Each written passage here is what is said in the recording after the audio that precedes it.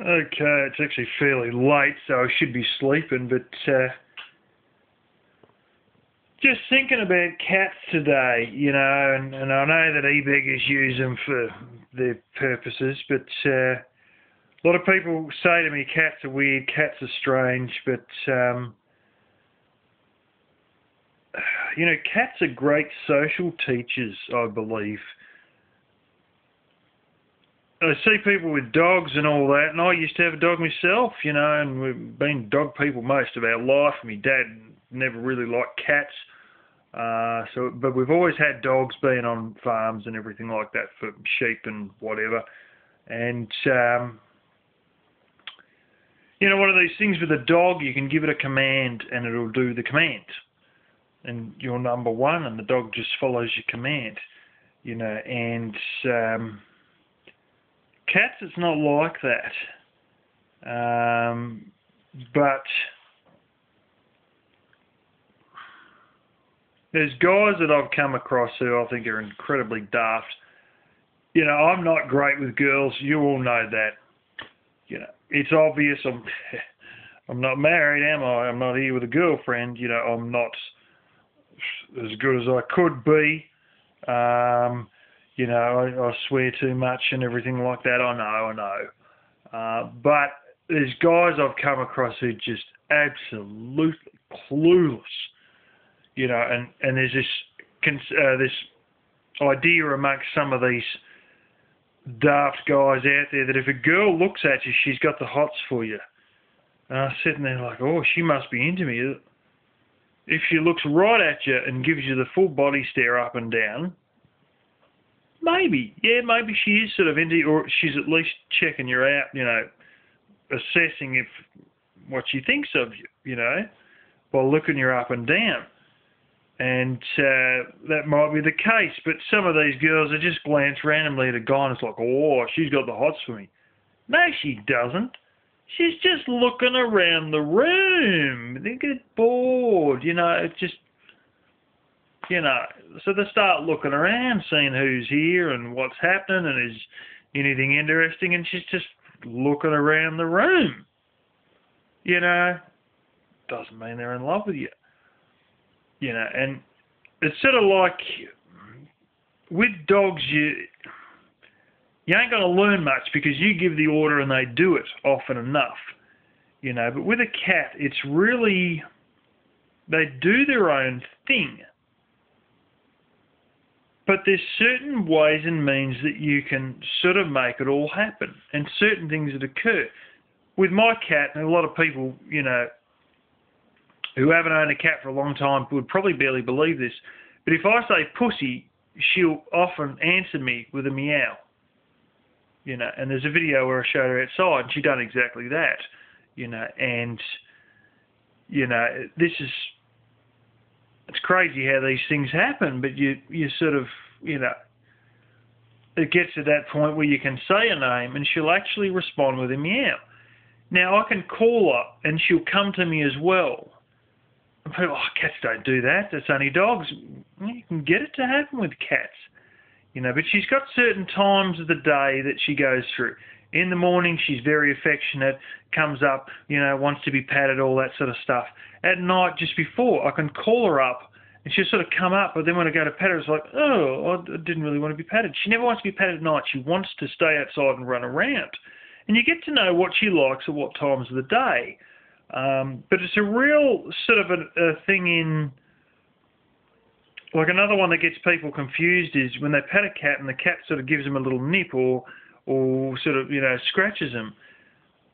Well, that's the thing. They don't want to be patted. But that's their way of telling you. And they go, oh, the cat scratches. Look, but this is the thing. There's a time where they want to be patted, and there's a time where it's the wrong time of the day or wrong mood, and, you go to pat them, and if they go to give you a little nip, just leave it at that, and they'll be fine. It's when people sort of like, oh, the cat was a bit funny, and then they just keep patting it, and then it's like, wow, gets a bit nasty with them sort of thing. But this is the thing, you get to know their cycles, their times of the day, the way they respond. And this whole thing of, the cat won't do what you want, well, it's a bit like living with a girlfriend or kids, they've got a mind of their own, they do what they want to do.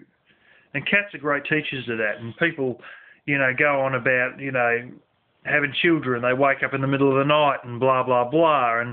And well, somebody else, I'm not saying it's the same as children, but somebody else decides that they're going to bring in a rabbit in the middle of the night and chase it around. And last night it was a mouse. And we sort of got to the little routine now that if I start yelling out, eat it a few times, she'll eat it, and there's one time there where she ended up getting, I don't know what it threw. It was a bit of paper or a handkerchief or something stupid like that when she'd been playing around with the mouse for too long, and she freaked out. So she went into a cat flap. And now, if the voice comes up, oh, whoop, he's getting angry, so then she just eats it. She can tell the tension levels and the stress levels in my voice. And if I sound frantic enough, she'll stop playing with it and she'll eat it.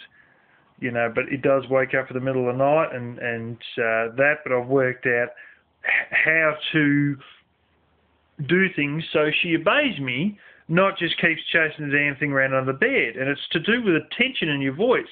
And you can fake, the real pissed off tension, and you watch, bang, she'll eat the damn thing almost straight away, and but it is something that wakes you up in the middle of the night. So this is the thing, with cats. It's, you got to know how it works and stuff like that. And I know sometimes she sleeps in the bed beside me, and I've worked out if I roll over too many times, she cracks the shits and she walks out the room.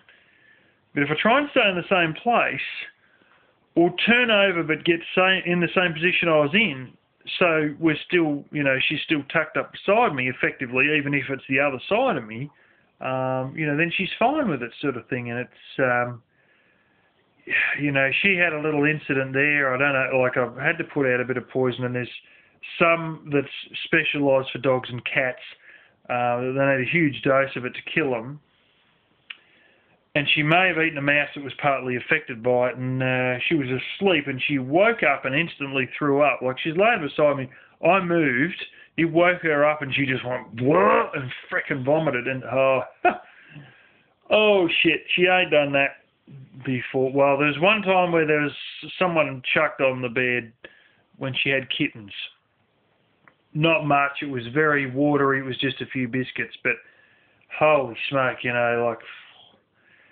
It was a fairly bad run that night about 2 months ago, and I had to completely change my bed sheets on account of that and wash them all and that, and the next day. But yeah, I think I was rather fortunate I didn't have to work the next day, so I got in and I washed them properly and all that. But